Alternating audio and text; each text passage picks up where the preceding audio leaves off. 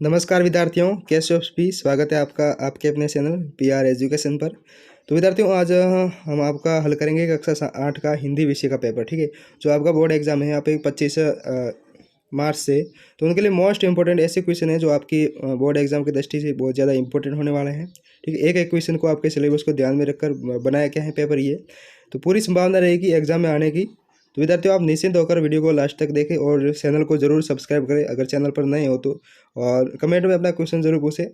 और ठीक है, तो एक एक क्वेश्चन और सारा का सारा आपके सिलेबस के अनुसार, आपके जो बोर्ड के पैटर्न के अनुसार पेपर तैयार किया गया है। और पूरी संभावना रहेगी परीक्षा में आने की। अगर आप इसे पढ़ लेते तो आपका एक अच्छा स्कोर बन जाएगा हिंदी विषय में। ठीक है, तो निश्चिंत होकर आप वीडियो को लास्ट तक ज़रूर देखें और सपोर्ट बनाए रखिए। तो शुरू करता हूँ। सबसे पहले आपके जो एग्ज़ाम है 25 तारीख से, आप बहुत मन लगाकर पढ़ाई करते होंगे आशा करता हूँ। तो वीडियो को लास्ट तक ज़रूर देखें, ध्यानपूर्वक देखें। एक एक क्वेश्चन आपको उत्तर सहित हल करवा दूंगा। ठीक है, तो सबसे पहला जो आपके ऑब्जेक्टिव क्वेश्चन आएंगे। ठीक है, इसमें सबसे पहला क्वेश्चन दे रखा है, किस ऋतु में न अधिक सर्दी होती और न गर्मी। तो वसंत ऋतु में क्या होता है कि न तो सर्दी होती न गर्मी होती है। अगला है, बदलू चूड़िया बेचता था। तो बदलू बदलू है वो अनाज के बदले क्या बेचता था, चूड़िया बेचता था। ऑप्शन नंबर द इसका राइट आंसर हो जाएगा। ठीक है, उसके बाद आ जाएगा, गवरिया की टोपी में कितने फुदने थे। गवरिया की टोपी में कितने फुदने थे। तो आपको पता होगा कि गवरिया की टोपी में 5 फुदने थे। ठीक है, उसके बाद अमृत शब्द का विपरीत शब्द है। तो अमृत का है विष, क्या होना चाहिए, विष। नेक्स्ट प्रश्न है आपके, उद्भव शब्द का सही संधि विच्छेद होगा। उद्भव, उद्भव शब्द का जो सही संधि विच्छेद है उत प्लस भव, क्या है, उत प्लस अभव, इसका राइट आंसर हो जाएगा। नेक्स्ट में आपके खाली जगह आएंगी जो आपके ये दे रखी है। तो इसमें से बहुत ज़्यादा इंपॉर्टेंट है ये, इस बात का विशेष ध्यान रखें। तो सबसे है, अभी अभी तो आया है, क्या आया है विद्यार्थियों, मेरे मन में मृदुल बसंत, क्या आएगा, मेरे मन में, ये आएगा इसका आंसर। ठीक है, उसके बाद चूड़िया बनाना, उसका क्या था, पैतृक, क्या था, पैतृक पैसा। यानी पैतृक का मतलब पुराने ज़माने से अपनी पीढ़ियों से चलता हुआ काम होता है, उसे पैतृक बोलते हैं, पैतृक पैसा था। अगला है, समझदार आदमी इस वाली बस में सफ़र नहीं करते, शाम वाली बस में, किसमें, शाम वाली में। तो इस बात का ध्यान रखना, कालजी के में शाम आएगा। उसके मानव सभ्यता के विकास में इन में अनूठी भूमिका निभाई है, किसने, पत्रों ने, किसने, पत्रों ने। तो इसका राइट आंसर पत्र हो जाएगा। और उसके बाद आएगा आपके, अभी दबा है चिड़िया की, अभी दबे हैं चिड़िया की चोंच में, तीन का, किसमें, चोंच में। ओके, इसका राइट आंसर ये हो जाएगा। अब नेक्स्ट है आपके खाली जगह होगी, ऑब्जेक्टिव हो गए। ठीक है, अब जो आपके राइट एंड रॉन्ग जो पूछे जाएंगे इस तरीके से।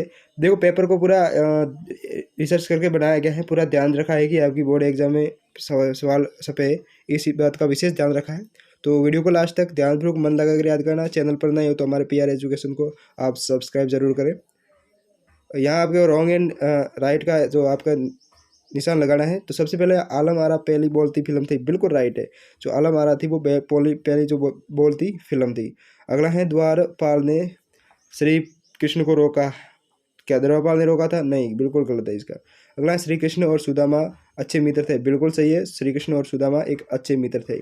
दो वर्णों के मेल से ध्वनि में जो विकार उत्पन्न होता है उसे संधि कहते हैं, ये राइट आंसर है कि संधि कहते हैं कि दो वर्णों के मेल से संधि कहते हैं। नेक्स्ट है, नीचे दिए गए शब्दों के दो दो पर्यायवाची शब्द लिखने हैं। तो आपको क्या करना, पृथ्वी का, भूमि का क्या होगा, पृथ्वी, धरा, धरती और वसुधा। वायु का होगा पवन, अनिल और अमीर और समीर, सॉरी। ठीक है, अगला है आपके नीचे दिए गए वाक्यांश का मिलान करना है।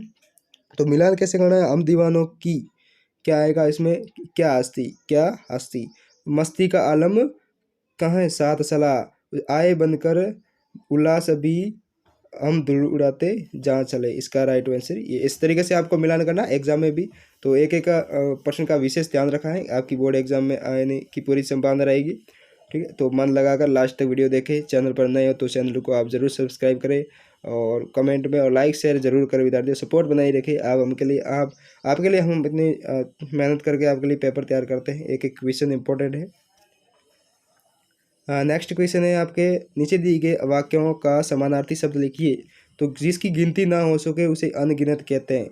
ओके, जो वस्तु या व्यक्ति दिखाई न दे उसे अदृश्य कहते हैं, जिसका कोई आकार ना हो उसे निराकार कहते हैं। ये ज़्यादा इंपॉर्टेंट है, इस बात का विशेष ध्यान रखें। नेक्स्ट है, खंड ब में आपके क्या पूछा जाएगा कि प्रश्न संख्या 7 से 15 तक के उत्तर 20 से 30 शब्दों में, थोड़े लघुतरात्मक प्रश्न आएंगे आपके। तो बस को देखकर लेखक के मन में क्या भाव उत्पन्न हुआ, मतलब क्या भाव जागी। तो बस को देखकर लेखक के मन में श्रद्धा उमड़ पड़ी, उससे बस बैठने के लिए नहीं अपितु पूजा योग्य लगी। ठीक है। उसके बाद है 8वां, दीवानों क्या बनकर आते हैं और क्या बनकर चले जाते हैं। तो दीवाने उल्लास बनकर आते हैं और आंसू बनकर चले जाते हैं। अगला 9वां प्रश्न है कि पत्र जैसा संतोष फोन या एसएमएस का संदेश क्यों नहीं दे सका। फोन पर देखो सुनी हुई बातें बहुत जल्दी मस्तिष्क से निकल जाती हैं, क्योंकि इनमें व्यक्ति का चेहरा सामने नहीं आ पाता। एसएमएस भी की बातें भी अस्थायी होती हैं, दोनों में संदेश का स्वरूप छोटा होता है, जबकि पत्र का जो लेखन है वो भावों की अभिव्यक्ति तथा उसे सुरक्षित रूप से रखने और बार बार पढ़ने का सुख मिलता है। इसके अलावा पत्र में बातें विस्तार पूर्वक लिखी जाती। तो यही कारण है आपके इसके प्रश्न का उत्तर है। नेक्स्ट है आपके जो 10वां प्रश्न आएगा, निम्न शब्दों का संधि विच्छेद करना क्या है। संधि विच्छेद जरूर पूछा जाएगा। तो हिमालय का हिम प्लस आले और महेश का है महा प्लस इस, क्या होगा, महा प्लस इस, ये इसका विलोम शब्द है। हिमालय का हिम प्लस आलय और महेश का है महा प्लस इस। नेक्स्ट क्वेश्चन है, कवि ने पक्षी और बादल को भगवान के डाकिए क्यों बताया, स्पष्ट करिए। तो देखो, डाकिए मनुष्य द्वारा भेजी गई कई सीटियों को एक स्थान से दूसरे स्थान तक पहुंचाते हैं। बादल और पक्षी भगवान द्वारा भेजी गई सीटियों को एक इस देश से दूसरे इस देश से पहुंचाते हैं। आपके सपनों का भारत कैसा होना चाहिए, 12th वाला जो 12th क्वेश्चन है आपके 12वां, कि आपके सपनों का भारत कैसा होना चाहिए। मेरे सपनों का भारत ऐसा होना चाहिए जिसमें सभी लोग स्वस्थ, शिक्षित, संपन्न व ईमानदार हो। सभी जाति, संप्रदाय, धर्म व प्रदेश आदि की भावना के ऊपर उठकर एक दूसरे के साथ प्रेम व सद्भाव से देश में भ्रष्टाचार और बेरोजगारी, गरीबी और अशिक्षा न हो। सांप्रदायिक और आतंकवाद का नामो निशान न हो। देश आत्मनिर्भर और समृद्ध हो। लोगों में आपस में क्या हो, भाईचारा हो। तो यही आपके हमारे सपनों का भारत है। इस तरीके से आपको ऐसा उत्तर लिखना है, ठीक है, सही तरीके से, शानदार तरीके से। सीढ़िया के 13वां है, सीढ़िया चोंच में तिनका दबाए कहाँ उड़ने को तैयार हैं और क्यों। सीढ़िया जो चोंच में तिनका दबाए सुरक्षित स्थान की तलाश में उड़ने को तैयार है, जिससे वह अपने बच्चों परिवार का घोंसला बना सके। 14वां है, कबीर के अनुसार मन के शीतल होने से क्या लाभ है। तो जब मनुष्य अपने मन को शांत या शीतल रखता है तो संसार में उसको कोई बैरी नहीं रहता है। ध्यान रखना, अगर मनुष्य मन में शांति और शीतल रखता है तो संसार में उसका कोई दुश्मन नहीं होगा। ठीक है। तो ये इतने शानदार क्वेश्चन है, आप देख सकते हो, आज सोच भी सकते हो विद्यार्थियों कितने इंपॉर्टेंट है आपकी एग्जाम की दृष्टि से, बोर्ड एग्जाम की दृष्टि से। तो ध्यानपूर्वक वीडियो को लास्ट तक देखना है। चैनल पर नए हो तो चैनल को सब्सक्राइब जरूर करिएगा। नेक्स्ट क्वेश्चन है आपके 14वां है, कबीर के अनुसार मन में शीतल होने से क्या लाभ। चलो ये लिख दिया हमने, बोल दिया। 15वां प्रश्न है, बच्चों के उद्यम मचाने के कारण घर की क्या दशा हुई। तो ये देख सकते हैं, बच्चों के उद्यम मचाने से घर में धूल और कीचड़ चारों ओर फैल गया। झाड़ू टूट चुकी, घर के बर्तन इधर उधर फैल गए और भेड़े और मुर्गियाँ इधर उधर घूम रही थी। बर्तन, चादर, धूल, झाड़ू आदि का नुकसान हुआ था। ठीक है, ये आपका इसका आंसर हो जाएगा। उसके प्रश्न संख्या 16 से 18 नीचे दिए कि गद्यांश को पढ़कर प्रश्नों के उत्तर देना। एक गद्यांश आएगा आपके, तो इस गद्यांश में आपको ज़्यादा हार्ड नहीं आएगा, उसमें से पढ़ के आपको उसका उत्तर ढूंढना है। ठीक है, तो मान लो ये आपके पास गद्यांश है पूरा इतना, तो इसको पढ़ना है पहले। ठीक है, उसके बाद प्रश्न आएगा कि उपयुक्त गद्यांश का उसी तो शीर्षक लिखिए। ठीक है, तो जो उपयुक्त गद्यांश है उसका शीर्षक क्या होगा, भारतीय नारी। तो इस गद्यांश का शीर्षक है हमारे भारतीय नारी है। नेक्स्ट है आपके, नारी के विभिन्न रूप किन गुणों के कारण हैं। तो नारी के जो विभिन्न रूप हैं आप देख सकते हो, इसका आंसर है जीवन के सुख दुख में सहायक पुरुष का साथ देने के कारण वह अर्धांगिनी, घर की व्यवस्थापिका होने के कारण लक्ष्मी और प्रशंसीय गुणों के कारण देवी की जाती है। ओके, अगला है उपयुक्त गद्यांश का सारांश लिखना है। तो भारतीय नारी अपने विभिन्न गुणों के कारण अर्धाग्नि, लक्ष्मी, देवी, शक्ति, सेवा की जो प्रतिमूर्ति, अत नारी के सम्मान में ही मानवता का उत्थान नियत है। तो इसका ये सारांश है, इस पैसेज का यही है। ठीक है, ऐसे ही क्वेश्चन आएंगे आपके बोर्ड में भी, तो इस बात का विशेष ध्यान रखें। अगला है आपके 19वां प्रश्न, निम्नलिखित मुहावरों का अर्थ लिखते हुए वाक्य में प्रयोग करना है। तो ईंट का जवाब पत्थर से देना, यानी कड़ा मुकाबला करना। ओके, ईंट का पत्थर अगर जवाब से देते हैं तो मतलब एक ईंट का जवाब पत्थर से देते हैं ना, तो एक कड़ा मुकाबला है। मतलब महाराणा प्रताप ने अकबर को ईंट का जो जवाब है वो पत्थर से दिया था।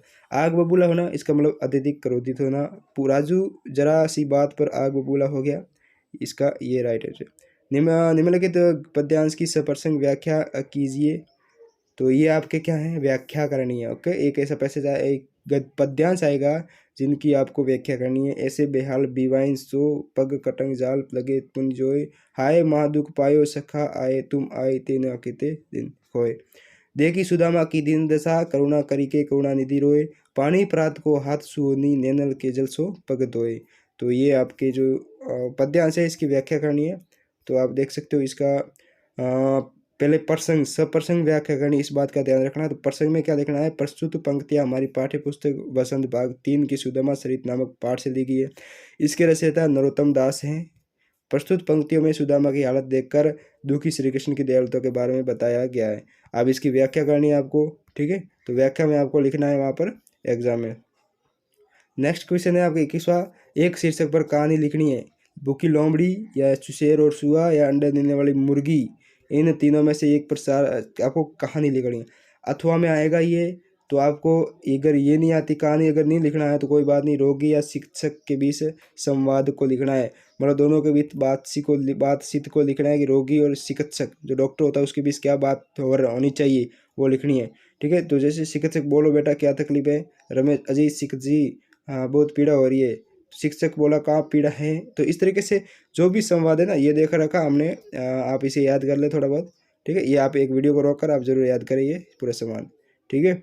अगला नेक्स्ट क्वेश्चन है आपके, आप 22वां कि आप सांसुर निवासी मुकेश हैं, आपके पिताजी का स्थान यहाँ से बाड़मेर हो गया है। अपने विद्यालय के प्रधानाध्यापक महोदय जी को जो स्थानांतरण प्रमाण पत्र होता है टीसी के लिए प्रार्थना पत्र लिखना है। एक ये प्रार्थना पत्र तैयार कर लेना, ठीक है। या अगर ये आपको नहीं लिखना तो ये अथवा में आएगा कि आप अपने आप को जयपुर में रहकर पढ़ने वाले कुछ मानकर अपने पिताजी से 500 रुपये मंगवाने के लिए पत्र लिखना है। ओके, आप जयपुर में रह रहे हो तो और अपने पिताजी से 500 रुपये मंगवाने, तो उसके लिए आपको एक पत्र लिखना है पिताजी को, ठीक है।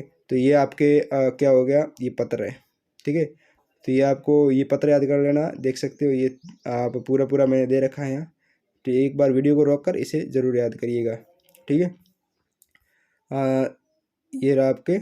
नेक्स्ट क्वेश्चन है, लास्ट 23वां प्रश्न है, निम्नलिखित में से किसी एक विषय के ऊपर 200 से 250 शब्दों में निबंध लिखना है। विद्यालय का वार्षिकोत्सव, मेरे प्रिय शिक्षक, पर्यावरण प्रदूषण और विद्यार्थी और जीवन और अनुशासन। इन चारों में से किसी एक पर आपको निबंध आएगा, तो ठीक है। तो इस पर एक आपको क्या करना है, निबंध तैयार करना है। तो ये आपका हिंदी का पेपर है, आपका बहुत जल्द एग्जाम होने वाला है। तो बड़े ध्यानपूर्वक मन लगाकर वीडियो को लास्ट तक देखकर और याद करना, एक ही बार में याद हो जाएगा, इतना शानदार है। उत्तर से ही मैंने बता दिया, आपको हल करा दिया, ठीक है। तो एक एक क्वेश्चन, एक एक प्रश्न इंपॉर्टेंट है। तो फिर मिलते हैं एक अगले वीडियो के साथ, तब तक बने रहिएगा हमारे चैनल पर।